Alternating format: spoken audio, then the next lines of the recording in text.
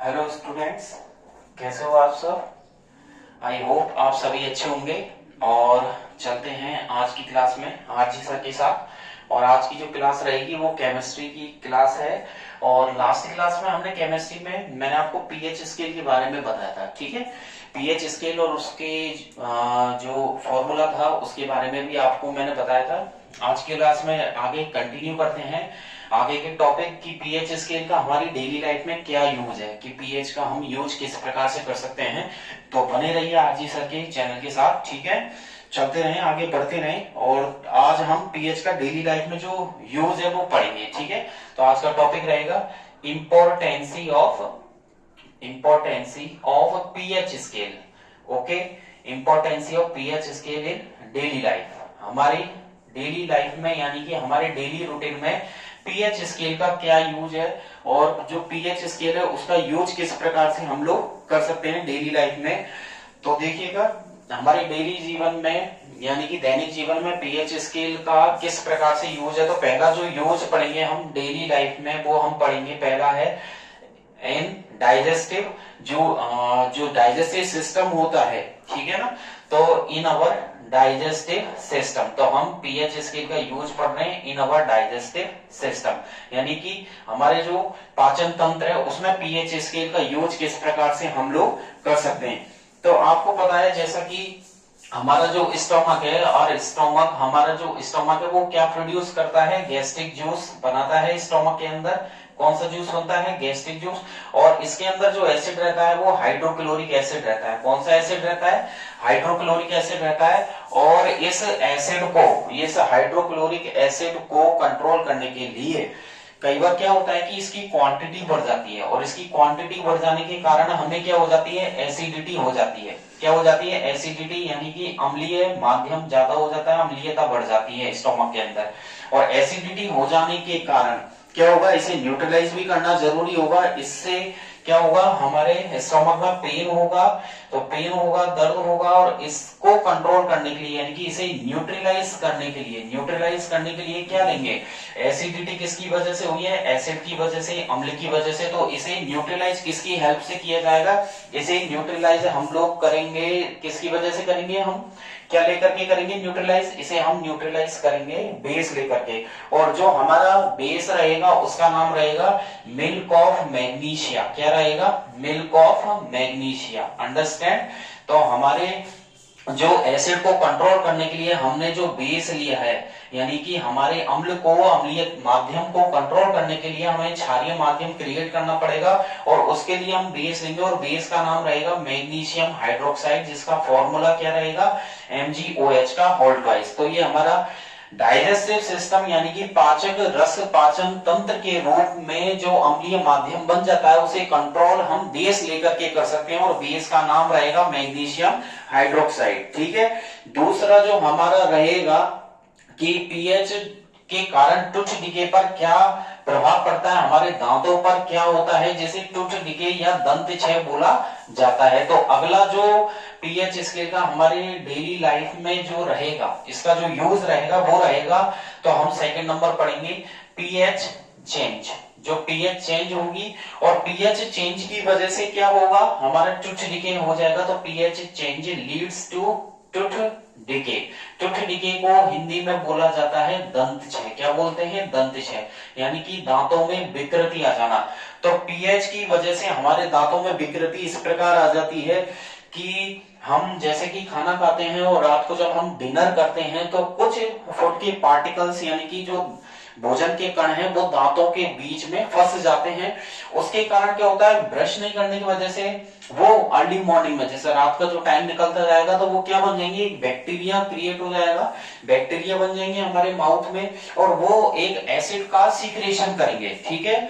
और एसिड का सीक्रेशन यानी कि अम्ल का सीक्रेशन करेंगे, और वो अम्ल बढ़ते बढ़ते बढ़ते बढ़ते हमारे जो पीएच है, हमारे माउथ की जो पीएच होगी उसको कर देंगे बिलो देन, यहां लिख देते हैं बिलो देन 5.5, यानी कि 5.5 से उसकी जो हमारे माउथ की पीएच है वो कम चली जाएगी।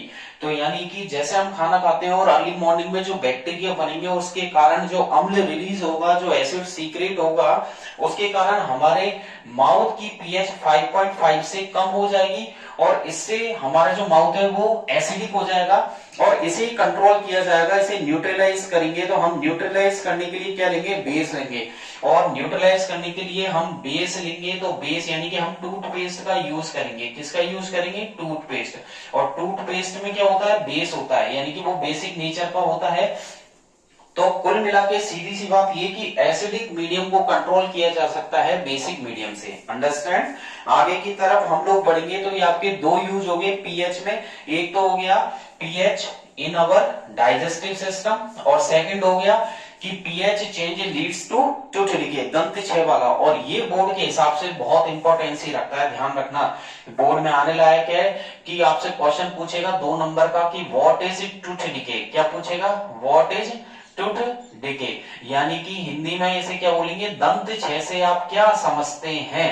हिंदी में क्या बोलेगा, दंत क्षय से आप क्या समझते हैं। तो आप ये लिख देगा, ये आपको लिखना पड़ेगा कि tooth decay is a process जिसमें कि क्या होता है, व्हेन वी टेक फूड, जब हम खाना लेते हैं, then the remaining particles of the food in the between the gap जो होता है दांतों के बीच में, between the teeth, then during the time of, जो नाइट का टाइम होता है, देन अर्ली मॉर्निंग में these are converted into bacteria and secreted the acid.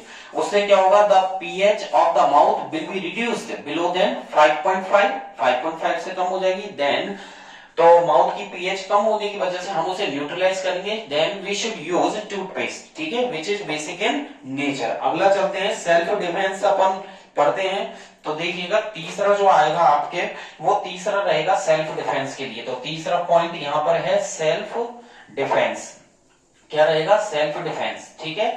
और सेल्फ डिफेंस का मतलब है कि जो रक्षा होगी किससे होगी, by animals. Self defence by animals and plants, यानी कि प्लांट से और एनिमल से सेल्फ डिफेंस से मतलब है कि जैसे कि एनिमल से कैसे है कि आंट स्टिंग, ठीक है, जैसे आंट स्टिंग हो गया, यानी कि लाल चींटी के डंक से हो जाता है। वेस्प स्टिंग है कि अगर मान लो कोई कीड़ा मकोड़ा खा ले तो उसके जो डंक में होती है, उसके डंक में क्या होता है, एसिड होता है।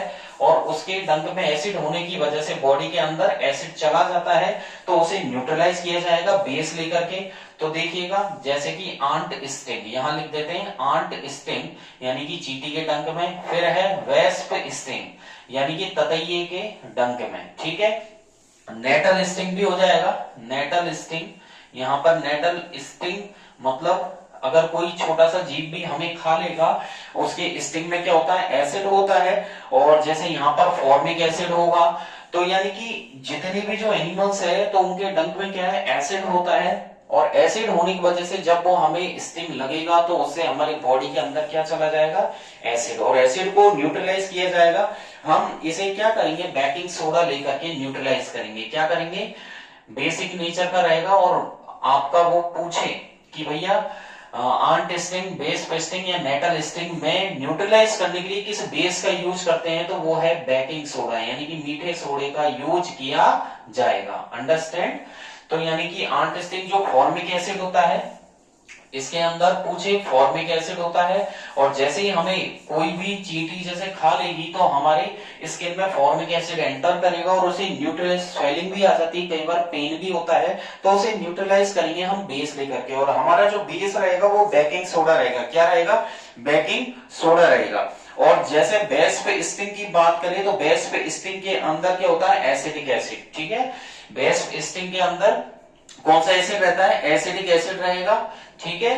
तो इसको एल्कलिन, यानी कि बेस पेस्टिंग की बात करें तो इसके अंदर एसिडिक एसिड और एसिडिक एसिड, और उसको कंट्रोल किया जाएगा बेस से ही, इसको कंट्रोल किया जाएगा। तो जैसे कि सिमिलरली अगर देखें तो बेस पेस्टिंग का जो इफेक्ट होता है उसके अंदर alkali is neutralised by application of vinegar, यानी कि एसिडिक एसिड जो रहेगा उसे न्यूट्रलाइज किया जाएगा।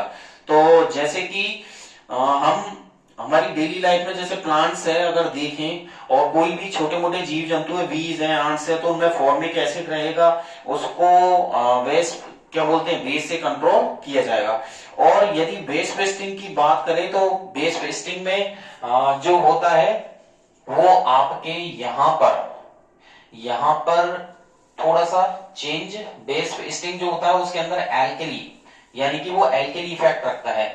तो यानी कि बेस में एल्कली है और न्यूट्रलाइज जो किया जाएगा वो न्यूट्रलाइज किया जाएगा आपके क्या बोलते हैं, एसिडिक एसिड से। ठीक है, यहां पर थोड़ा रिवर्स है, ध्यान रखिएगा। आंट स्टिंग और एक आपके हो जाएगा बी स्टिंग। ठीक है, यहां पर दोबारा बता देता हूं एक बार कि जो आंट स्टिंग है यानी कि लाल चींटी के डंक में आंट स्टिंग, और एक हो गया आपके बीज।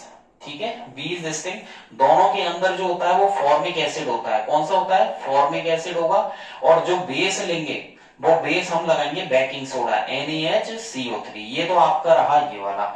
और यदि आपसे बात करें, किसकी बात करें, वेस्प स्टिंग, ततैये के डंक में अगर बात करें वेस्प स्टिंग, ठीक है, वेस्प स्टिंग के अंदर एल्कली नेचर का होता है ये। ठीक है, किस नेचर का होता है, ये उल्टा है, ये आपका रिवर्स है, यहाँ पर एसिड नहीं होता, वेस्प स्टिंग में एल्कली नेचर का होता है। ठीक है, एल्कली। और न्यूट्रलाइज्ड जो इसको न्यूट्रलाइज करेंगे, ठीक है, इसको उल्टा है, इसको न्यूट्रलाइज जो किया जाएगा, न्यूट्रलाइज्ड बाय विनेगर। किससे करेंगे, विनेगर से करेंगे, यानी कि एसिटिक एसिड। अंडरस्टैंड। तो देखिएगा, लाल चींटी के डंक में और वीज में, ठीक है, मधुमक्खी के डंक में होता है फॉर्मिक एसिड, आप बेकिंग सोडा लेंगे। ठीक है, और वेस्प स्टिंग में एल्कली होता है, ये खुद बेसिक नेचर का, इसका डंक बेसिक नेचर का है, यहाँ पर उल्टा याद करना है, बेसिक नेचर का, आप यहाँ पर एसिडिक एसिड काम में लोगे। अंडरस्टैंड। तो यहाँ पर आपके ये हो जाता है, और ये आपके डेली जीवन में पीएच का यूज है। और एक और आपको मैं बता देता हूं, ज्यादा से ज्यादा ये 2 नंबर का है। अगर सॉइल में बात करें, मिट्टी में, अगर मिट्टी के लेवल की बात करें कि सॉइल में कई बार एसिड रेन हो जाती है, और एसिड रेन की वजह से क्या हो जाता है, एसिड रेन की वजह से जो हमारी सॉइल है वो एसिडिक हो जाती है। ठीक है, तो जैसे यहां पर मैं लिख देता हूं सॉइल एसिडिटी। ठीक है, सॉइल की जो एसिडिटी होती है उसको कंट्रोल करने के लिए, अब सॉइल की एसिडिटी कैसे, कई बार जब एसिड रेन होती है तो एसिड रेन में क्या होता है, एसिड मिट्टी में मिलेगा। ठीक है, और जो एसिड होगा वो सॉइल के साथ मिलकर के उसके फर्टिलाइजेशन को कम कर देगा, यानी कि उसकी फर्टिलिटी जो होती है मिट्टी की वो कम हो जाएगी, और मिट्टी की फर्टिलिटी कम हो जाएगी तो फसल भी अच्छी नहीं होगी। कई बार क्या होता है कि वही एसिड रेन जलाशयों में मिल जाती है, उनके पानी में, तो कई सारे जीव जंतु मर जाते हैं। तो उसको न्यूट्रलाइज करना हो, तो अगर सॉइल की एसिडिटी को कंट्रोल करना हो, ठीक है, सॉइल की एसिडिटी को क्या करना हो, कंट्रोल करना हो, और कंट्रोल हम सॉइल की एसिडिटी को जो कंट्रोल किया जाएगा वो करेंगे अपन आपके कैल्शियम हाइड्रोक्साइड से। किससे करोगे आप, कैल्शियम हाइड्रोक्साइड। ओके, तो सॉइल की एसिडिटी को कंट्रोल किया जाएगा CaOH का होल ट्वाइस, ये आपको याद रखना है। ठीक है, तो CaOH के होल ट्वाइस से आप इसे कंट्रोल करेंगे। अब यहां पर मैंने आपको 4 पॉइंट बताए। ठीक है, पीएच स्केल के जो हमारी डेली लाइफ में 4 पॉइंट कौन से, पहला तो है pH in our digestive system. Okay, पहला तो हो गया pH in our digestive system. Understand. इसके लिए आपके मैग्नीशियम हाइड्रोक्साइड हो ही गया है यहाँ पर। ठीक है, दूसरा जो हमने पढ़ा था आपके आंट स्टिंग हो गया, आंट स्टिंग ले सकते हैं, वेस्प स्टिंग आपके हो गया, बी स्टिंग हो आपके हो गया। तो यहाँ पर एक पीएच स्केल का ये हो गया डेली लाइफ में। तीसरा आप सॉइल की एसिडिटी का हो गया, सॉइल की एसिडिटी, और फोर्थ आप टूथ डिके का हो गया। ठीक है, 3 आपके यहाँ 4 पॉइंट हो गए, चारों को अच्छे से आप कर लीजिएगा। आगे की तरफ चले, कुछ मैं आपको फॉर्मूले जो हैं वो तो नॉर्मल फॉर्मूले मैं आपको बता देता हूं, और इसके बाद नेक्स्ट टॉपिक स्टार्ट करेंगे। तो फॉर्मूले आपके क्या रहेंगे यहाँ पर, नॉर्मल फॉर्मूले कौन कौन से हैं, तो देखिए एक तो बेकिंग सोडे का हो जाएगा, जो आप याद कर लेना NaHCO3। ये आपका किसका फॉर्मूला है, ये आपका है बेकिंग सोडा, यानी कि मीठा सोडे का फॉर्मूला हो गया मीठा सोडा, या इसे बोल सकते हो आप बेकिंग पाउडर। क्या बोल सकते हैं इसे हम, बेकिंग पाउडर। तो इसका फॉर्मूला हो गया NaHCO3।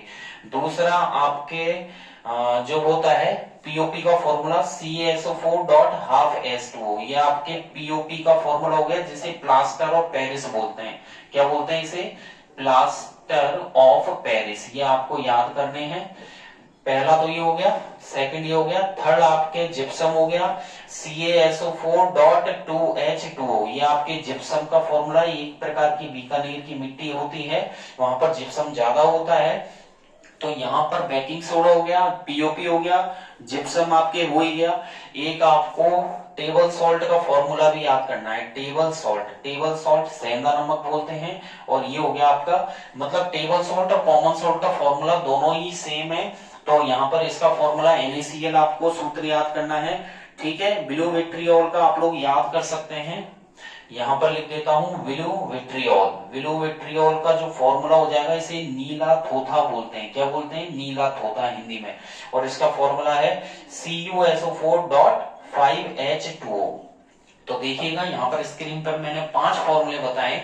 बेकिंग सोडा जिसे मीठा सोडा बोलते हैं, ये आपका पीओपी का फॉर्मूला है CaSO4.5H2O, जिसे half hydrate of calcium sulphate बोला जाता है। क्या बोलते हैं? Half hydrate of calcium sulphate. ये आपका जिप्सम का फॉर्मूला है, ये आपके टेबल सॉल्ट का फॉर्मूला है, और नीचे आपके ब्लू विट्रियोल का फॉर्मूला हो गया, ठीक है। और एक और बता देता हूं मैं, 2-3 फॉर्मूले और आपको बता देता हूं। एक मैं आपको बताता हूं इप्सम सॉल्ट का। किसका? इप्सम सॉल्ट का फॉर्मूला होता है, इप्सम सॉल्ट का फॉर्मूला आपके होता है MgSO4.7H2O। ये आपके इप्सम, ये आपके हो जाएगा इप्सम सॉल्ट का फॉर्मूला, ठीक है। ये इप्सम सॉल्ट का फॉर्मूला हो गया आपके, क्या हो गया? MgSO4.7H2O, ठीक है। और एक आपके लाइमस्टोन का हो गया, लाइमस्टोन का फॉर्मूला, लाइमस्टोन बोले तो मार्बल, ठीक है, संगमरमर होता है, और इसका CaCO3 कैल्शियम कार्बोनेट। तो 3-4 फॉर्मूले पहले बताए थे, और 2 ये हो गए आपके लाइमस्टोन यानी कि चूने का पत्थर, हिंदी में इसे बोलते हैं चूने का पत्थर, मार्बल, यानी कि CaCO3 कैल्शियम कार्बोनेट हो गया। दूसरा आपका, एक आपको कैलेमाइन का फॉर्मूला और याद करना पड़ेगा, कैलेमाइन का फॉर्मूला हो गया आपके ZnCO3, ओके। जिंक कार्बोनेट, ये आपको कैलेमाइन का फॉर्मूला आपको याद करना है, ZnCO3। फिर आपको याद करना है वॉशिंग सोडा। क्या याद करना है? वॉशिंग सोडा, जिसे हिंदी में धावन सोडा बोलते हैं। क्या बोलते हैं? धावन सोडा। और इसका फॉर्मूला हो गया आपके Na2CO3.10H2O। क्या याद करोगे? Na2CO3.10H2O। बोलने के लिए सोडियम कार्बोनेट हो गया, कैलेमाइन जिंक कार्बोनेट हो गया, लाइमस्टोन कैल्शियम कार्बोनेट हो गया, इप्सम सॉल्ट मैग्नीशियम सल्फेट हो गया आपके, ठीक है। बेकिंग सोडा मैंने आपको बता ही दिया। इसके बाद आप कास्टिक सोडा कर सकते हैं। अगला कास्टिक सोडा, और कास्टिक सोडा हिंदी में इसे बोलते हैं, हिंदी में भी इसे कास्टिक सोडा बोला जाता है। और कास्टिक सोडा आपके जो हो जाएगा वो हो जाएगा NaOH। क्या हो जाएगा? वो NaOH हो जाएगा कास्टिक सोडे का फॉर्मूला। तो यहां पर लिख देता हूं मैं सोडियम हाइड्रोक्साइड NaOH, अंडरस्टैंड। तो कास्टिक सोडे का फॉर्मूला हो गया NaOH, ये धावन सोडा हो ही गया आपके। ये नॉर्मल आपके सॉल्ट्स के फॉर्मूले हैं, ठीक है। सॉल्ट्स बोले तो लवण के फॉर्मूले, ये आपको याद करने हैं, ठीक है। ये जनरल फॉर्मूले हैं, जो मैंने 10-11 फॉर्मूले आपको बताए हैं स्क्रीन पर, इनको अच्छे से आपको याद करने रहेंगे, ठीक है। फिर आगे की तरफ इस चैप्टर में मैं कुछ आपको केमिकल्स बताने वाला हूं, कुछ ऐसे रसायन जो कि कॉमन सॉल्ट से निकले हैं, ठीक है ना। कुछ ऐसे केमिकल्स पढ़ने जा रहे हैं जो हमारे कॉमन सॉल्ट से निकले हैं, यानी कि जो जनरल जो लवण होते हैं, सॉल्ट्स होते हैं, उनसे कुछ ऐसे रसायन बनाए गए हैं, कुछ ऐसे केमिकल्स है, कंपाउंड्स है, जिनको हम जनरली डेली लाइफ में काम में भी लेते हैं, अंडरस्टैंड। जैसे कि पहला हम याद करेंगे NaCl का, ठीक है। इसे कॉमन सॉल्ट बोला जाता है। इसे क्या बोलते हैं? कॉमन सॉल्ट बोला जाता है, यानी कि सादा नमक हो गया, ठीक है। जो हम इसे खाने का नमक भी बोला जाता है, ठीक है, खाने का नमक। तो ये हम डेली लाइफ में इसे काम में लेते ही हैं कि NaCl को आप जानते ही हैं, कॉमन सॉल्ट बोलते हैं।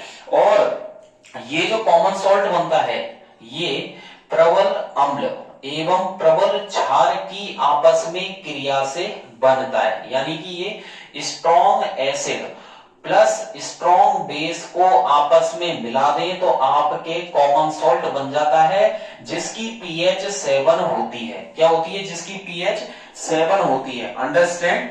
और इसको कैसे प्राप्त करेंगे कि जो NaCl होता है प्योर फॉर्म, उसमें हाइड्रोजन क्लोराइड गैस पास की जाती है। ठीक है, अगर आपको क्या प्राप्त करना है, प्योर NaCl ऑब्टेन करना है, प्योर NaCl हमें ऑब्टेन करना है, प्राप्त करना है, तो प्योर NaCl को प्राप्त करने के लिए हाइड्रोजन क्लोराइड, कौन सी gas, hydrogen chloride HCl gas बड़े बड़े टैंकरों में NaCl को भर दिया जाता है, बड़े बड़े टैंकरों में NaCl को भर दिया जाता है और उसमें HCl गैस फ्लो की जाती है। ठीक है, HCl गैस पास की जाएगी तो जो सैचुरेट सॉल्यूशन मिलेगा आपको, क्या मिलेगा, यानी कि जब NaCl को बड़े बड़े टैंकरों में भर दिया जाता है और HCl गैस पास की जाती है थ्रू लार्ज टैंक्स, ठीक है, filled with saturated, filled with saturated, saturated बोले तो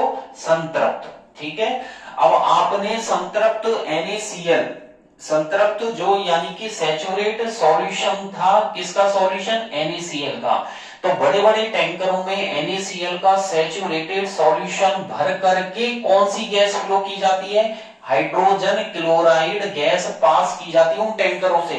तो आपको जो नमक होता है ना वो नॉर्मली पीला होता है, ठीक है, उसको फिल्टर करके व्हाइट कलर दिया जाता है। तो यहां पर NaCl इस तरीके से प्राप्त किया जाता है।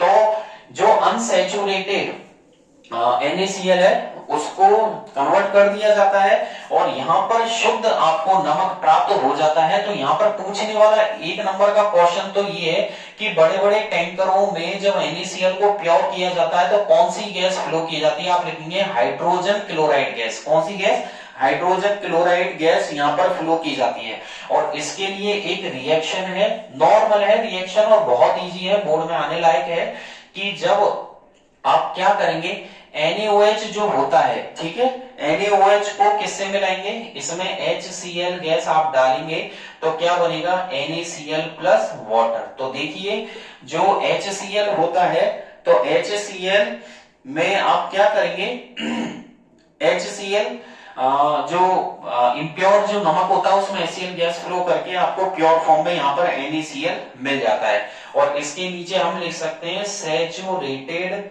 सैचुरेटेड सॉल्ट, कौन सा सॉल्ट है ये, सैचुरेटेड सॉल्ट हो गया, संतृप्त नमक हो गया और ये व्हाइट कलर का होता है। ठीक है ना, अगर इसकी प्रॉपर्टी देखें अपन, किसकी, यहां पर देखते हैं प्रॉपर्टीज ऑफ NaCl। अगर NaCl के गुणधर्म यहां पर देखे जाएं तो NaCl के गुणधर्म में क्या है, पहला पॉइंट तो ये व्हाइट कलर का सब्सटेंस होता है। ठीक है, व्हाइट सब्सटेंस, बिल्कुल व्हाइट कलर का पदार्थ होता है और व्हाइट कलर का पदार्थ तो होता ही है, साथ में इसका जो मेल्टिंग पॉइंट होता है MP वो होता है 1081 केल्विन। ये आपको याद करना है, क्या याद करना है, जो नमक होता है कॉमन सॉल्ट, कॉमन सॉल्ट का जो मेल्टिंग पॉइंट होता है यानी कि गलनांक इसका जो होता है, गलन पॉइंट या गलनांक जो होता है वो 1081 केल्विन होता है। यहां पर आपको ये अच्छे से याद रखना है क्योंकि एक नंबर में यहां से इसका मेल्टिंग पॉइंट भी उठाया जा सकता है, अच्छे से यहां पर आपको याद करना है। ठीक है, और ये हाईली सॉल्युबल होता ही है पानी में, जानते हैं आप, अच्छे से घुलनशील होता है, हाईली सॉल्युबल होता है एक्वस सॉल्यूशन में।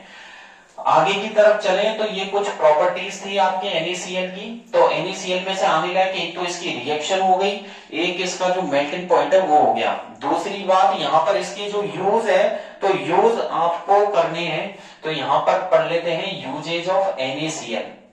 NaCl के पहला यूज तो है यूज्ड एज, इसको यूज्ड एज फूड सॉल्ट, यानी कि इसे खाने के नमक के रूप में काम में लिया जाता है। ठीक है, यूज्ड एज फूड सॉल्ट। और दूसरा है यूज्ड एज प्रिजर्वेशन, यानी कि प्रिजर्वेशन का मतलब है खाने वाले पदार्थों का प्रिजर्वेशन किया जाता है, प्रिजर्वेशन ऑफ फूड, जो खाद्य पदार्थ होते हैं उनका प्रिजर्वेशन भी इसकी हेल्प से किया जा सकता है। ठीक है, और ये जो फ्रीजिंग मिक्सचर है, तो फ्रीजिंग मिक्सचर को बनाने के लिए भी इसका यूज किया जाता है फॉर्म फ्रीजिंग मिक्सचर्स। तो यहां पर मैंने मेंशन कर दिया है स्क्रीन पर।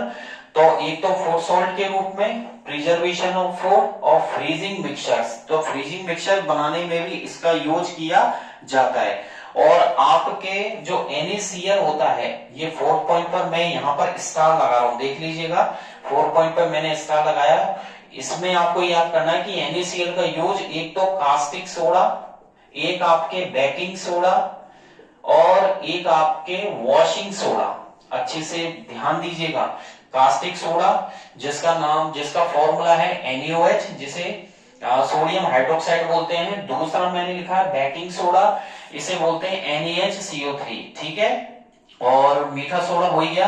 और तीसरा है वॉशिंग सोडा Na2CO3। इन तीनों को बनाने में, इन तीनों की क्या करने में, मैन्युफैक्चरिंग करने में, तीनों की मैन्युफैक्चरिंग करने में भी किसका यूज करते हैं, NaCl का यूज किया जाता है। अंडरस्टैंड। तो यहां पर आपके 5 तरीके के टॉपिक निकल के आते हैं। एक तो NaCl को बनाना है, दूसरा आपके बेकिंग सोडे को किस प्रकार बनाया जाता है, तीसरा आपके कास्टिक सोडे को किस तरीके से बनाया जाता है, फोर्थ आपके पीओपी हो गया, फिफ्थ आपके ब्लीचिंग पाउडर हो गया, ब्लीचिंग पाउडर, ठीक है। तो देखिएगा कौन कौन से हो गए, कॉमन सॉल्ट हो गया, एक आपके बेकिंग सोडा हो गया, एक आपके कास्टिक सोडा है, फिर आपके ये ब्लीचिंग पाउडर है और ब्लीचिंग पाउडर पीओपी, और एक आपके ये हो जाता है कि वॉशिंग सोडा, ठीक है, बेकिंग सोडा। तो 5 ये आपके ये टॉपिक हैं, यहाँ पर पांचों को आप अच्छे से कर लीजिएगा, ठीक है। तो देखो एक तो आपके क्या हो गया पीओपी, पीओपी के बाद आपके एक बेकिंग सोडा हो ही गया है, वॉशिंग सोडा भी है आपके, यहाँ पर वॉशिंग सोडे का और है, ठीक है। तो यहाँ पर लिख देते हैं Na2CO3 वॉशिंग सोडा। तो 6 टॉपिक आपके निकल के आते हैं। कॉमन सॉल्ट को बनाना जो हमने सीख ही लिया है अभी, फिर बेकिंग सोडे को, मीठे सोडे को कैसे बनाया जाता है, कास्टिक सोडे को कैसे बनाया जाता है, पीओपी को कैसे बनाएंगे, और ब्लीचिंग पाउडर और वॉशिंग सोडा। ये 6 आपके सॉल्ट्स हैं जिसमें पहला कंप्लीट होता है। दूसरा हम लोग यहाँ पर उठा लेते हैं, तो दूसरा हम लोग यहाँ पर पढ़ेंगे आपके कास्टिक सोडा, ठीक है। तो अगला जो टॉपिक है वो उठाते हैं, और इस टॉपिक को मैं आपको नेक्स्ट क्लास में तो ज्यादा डिटेल में पढ़ाऊंगा। अभी थोड़ा सा बता देता हूं। जो कास्टिक सोडा होता है इसे हम साबुन बनाने के रूप में काम में लेते हैं, मतलब साबुन जो बनाया जाता है कपड़े धोने का हो, नहाने का हो, ठीक है, उसके लिए कास्टिक सोडे का यूज किया जाता है। तो यहां पर हम लिख देते हैं NaOH यानी कि कास्टिक सोडा। ये आपका दूसरा सॉल्ट हो जाएगा, और इसका नाम तो हो गया नॉर्मली कास्टिक सोडा, ठीक है। इसका केमिकल नेम है सोडियम हाइड्रोक्साइड। क्या नाम है इसका, केमिकल नेम, रासायनिक नाम है सोडियम हाइड्रोक्साइड, ओके। और ज्वलनशील तो होता ही है ये, और इसका जो प्रोसेस है, इसकी प्रोसेस कहलाएगी क्लोर एल्केली प्रोसेस। कौन सी प्रोसेस कहलाएगी, क्लोर एल्केली प्रोसेस। तो ये क्वेश्चन जो आता है इंपॉर्टेंट है, और ये क्वेश्चन जो आता है वो क्लोर एल्केली प्रोसेस के नाम से आता है। अच्छे से आपको ध्यान देना है। और सोडियम जो कॉमन सॉल्ट होता है उसमें यदि वाटर मिलाया जाए, कि जैसे NaCl है और इसमें यदि मैं वाटर मिलाऊं, और इसमें क्या, किसकी हेल्प से, इलेक्ट्रिसिटी, विद्युत धारा इसमें यदि फ्लो की जाए, तो कॉमन सॉल्ट में वाटर मिला के इलेक्ट्रिसिटी फ्लो की जाए, तो आपके क्या बनेगा, यहाँ पर आपके बनेगा ये बनेगा आपके कास्टिक सोडा, प्लस यहाँ पर एक तो H2 और एक Cl2 गैस, ठीक है। तो मैंने क्या किया है, जो कॉमन सॉल्ट है ये हो गया आपके कॉमन सॉल्ट, और कॉमन सॉल्ट में वाटर मिलाकर और क्या फ्लो करिए, इलेक्ट्रिसिटी फ्लो करिए। इलेक्ट्रिसिटी फ्लो करने के बाद सोडियम हाइड्रोक्साइड बना है, Cl2 गैस बनी है, और जो क्लोरीन गैस है वो एनोड पर पास होती है, ये मैं आपको बताऊंगा डायग्राम में, और ये कैथोड पर। तो अभी तो मेंशन कर देते हैं कि हाइड्रोजन गैस कैथोड पर, और जो क्लोरीन गैस है वो एनोड पर पास होती है। यहाँ पर ये आपके एक्वस हो जाएगा, ये लिक्विड हो गया, ये यहाँ पर एक्वस है, ये आपकी गैस है, और ये भी आपकी गैस है।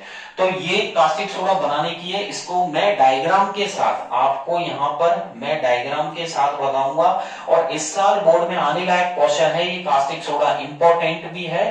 तो आज की क्लास में इतना ही करेंगे। नेक्स्ट क्लास में केमिस्ट्री की में मैं आपको कुछ ऐसे डायग्राम्स ही बताऊंगा। एक तो क्लोर एल्केली प्रोसेस है, इसके यूजेस भी मैं आप लोगों को बताऊंगा, प्रॉपर्टीज के बारे में हम लोग डिटेल में पढ़ेंगे, ठीक है। और कुछ बच्चों के क्वेश्चंस भी आए थे, उनका उनको रिप्लाई भी मिल चुका है, ठीक है, टेलीग्राम के थ्रू। दूसरी बात यह है कि जो भी आगे आने वाली जैसे फिजिक्स की क्लास में मैं कंटिन्यू कर रहा हूँ, जो आपके चैप्टर है ह्यूमन आइज का चैप्टर है वो भी मैं 1 by 1 लूंगा। उसके बाद मैग्नेटिक इफेक्ट का चैप्टर भी है, इलेक्ट्रिसिटी भी है। तो don't worry from RG sir, आपको सारी क्लासेस रेगुलर मिलेंगी, ठीक है।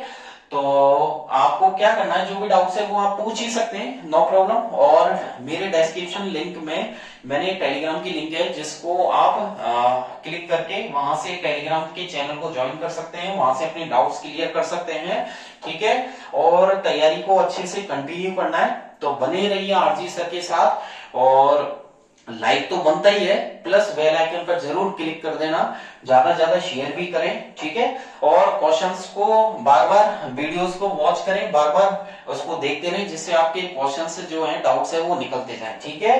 और बने रहिए चैनल के साथ। Thank you, bye bye.